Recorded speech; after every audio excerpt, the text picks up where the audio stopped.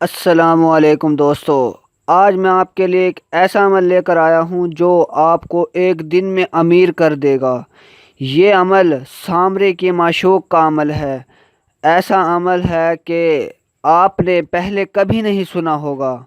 سامری اس کا اتنا عاشق تھا کہ ہواؤں میں اڑ کر اس کے پاس پہنچتا تھا، اور وہ بہت ہی خوبصورت لڑکی تھی۔ سامری اس کے بغیر ایک منٹ بھی نہیں رہتا تھا، مگر سامری کی معشوق بہت غریب تھی۔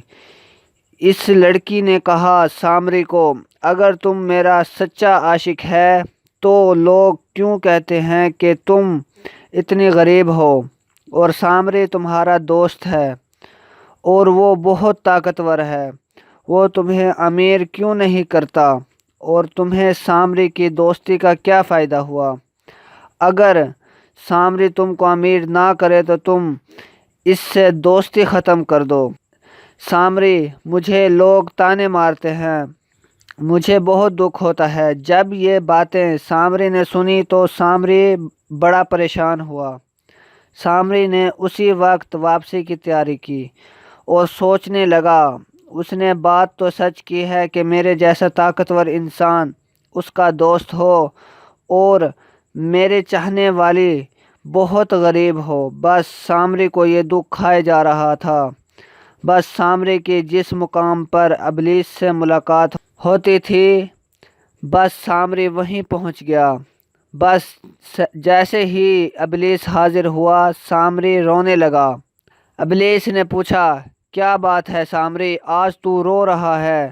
تجھے تو میں نے ہر چیز سے نوازا ہے، پھر پریشان کیوں ہے؟ بس سامری نے کہا، آپ کو تو پتہ ہے کہ میں اپنی معشوق کے بغیر نہیں رہ سکتا، وہ بہت غریب ہے۔ آج اس نے مجھ سے مطالبہ کر دیا ہے کہ یا تو مجھے امیر کر دے یا مجھ سے دوستی چھوڑ دے۔ میں اس لیے پریشان ہوں اور بہت غم زدہ ہوں۔ ابلیس بولا، آپ کو پریشان ہونے کی ضرورت نہیں، غم سے آزاد ہو جاؤ، آپ کے آقا کا حکم ہے، تیرا غم میرا غم ہے۔ اور سامری کے دل میں خوشی کی لہر دوڑ اٹھی۔ ابلیس بولا، میں تمہاری معشوق کو امیر کر دوں گا، یہ عمل میں تجھے دے رہا ہوں، تم اسے دے دینا، کچھ دنوں میں امیر ہوتی جائے گی۔ پھر اس نے یہ عمل سامری کو دے دیا اور کہا وہ یہ عمل پڑھے، پھر دیکھے تماشا، وہ کہاں سے کہاں پہنچ جائے گی۔ اور سامری کو ابلیس نے ایک بت بنا کر دیا تھا اور کہا تھا کہ اسے محفوظ کر کے رکھنا، بس اس کے فاقے دور ہونا شروع ہو جائیں گے۔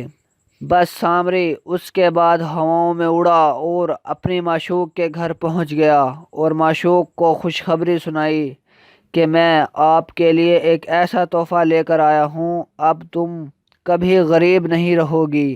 بس سامری نے وہ بت دے دیا اور کہا کہ اس بت کو محفوظ رکھنا اور تم کبھی غریب نہ ہوگی، اور یہ عمل میں آپ کو بتا رہا ہوں، اسے کبھی نہ چھوڑنا اور پڑھتی رہنا۔ سامری نے کہا، اگر میں مر بھی جاؤں اس عمل کو نہ چھوڑنا۔ بس سامری نے اس عمل کا مکمل طریقہ بتا دیا اور اس کے بعد سامری ہواؤں میں اڑ کر چلا گیا۔ اس کے بعد اس نے یہ عمل پہلی رات پڑھا۔ بس وہ یہ عمل پڑھ کر لیٹی ہی تھی کہ باہر سے کسی نے دروازہ کھٹکھٹایا اور اس نے فوراً جا کر دروازہ کھولا۔ وہاں سامنے ایک سفید پوش آدمی کھڑا تھا۔ اس نے اسے ایک تھیلی دی، اس میں سونا تھا، اور اس نے اسے کہا، اس سونے کو بیچ کر ایک دکان بنا لینا، اور کہا، سامری نے جو تم سے وعدہ کیا تھا وہ یہیں سے شروع ہو گیا ہے۔ وہ فوراً بولی، آپ کون ہو؟ تو اس نے جواب دیا کہ جب تم عمل پڑھو گی تم کو پتہ چل جائے گا کہ میں کون ہوں۔ بس اس کے بعد اندر گئی اور سو گئی۔ پھر اس نے اس سونے کو بیچ دیا اور اس نے ایک دکان بنائی۔ بس رفتہ رفتہ وہ یہ عمل پڑھتی گئی، اتنے گراہک آنے لگے کہ اس کی دکان پر رش لگ گیا۔ دور دراز سے لوگ آتے اور اس سے سامان لے جاتے۔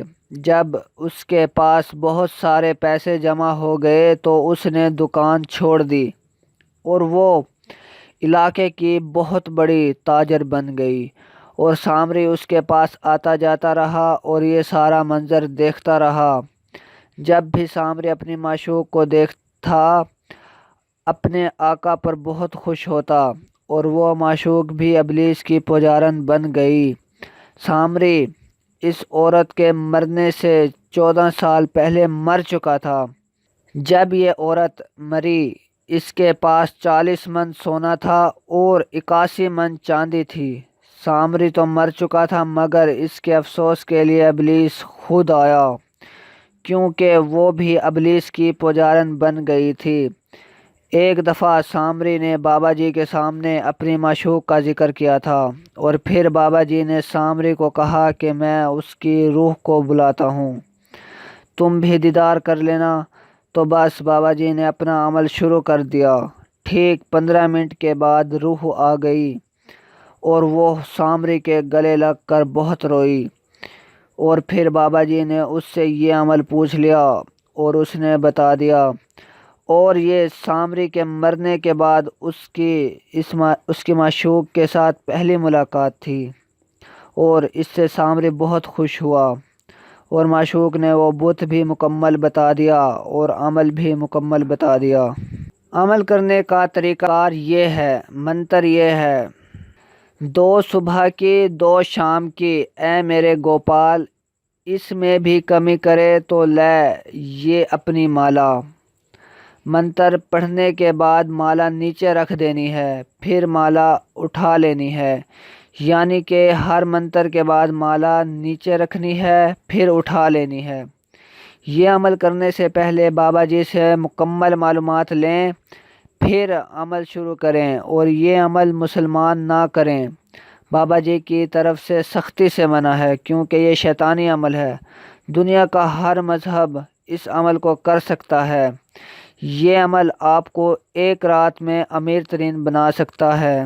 سفید موتیوں کی 10 دانوں والی مالا بنائیں، اور پھر یہی مالا رکھنی ہے نیچے اور پھر اٹھانی ہے ہر منتر کے بعد۔ مالا کے دانے موٹے ہونے چاہیے جیسے تسبیح کے دانے ہوتے ہیں۔ اور ہمارے چینل سامری جادوگر کی دنیا کو ضرور سبسکرائب کریں اور بیل آئیکن ضرور دبائیں، تاکہ ہماری آنے والی ویڈیو سے آپ فائدہ اٹھاتے رہیں۔ Thanks for watching.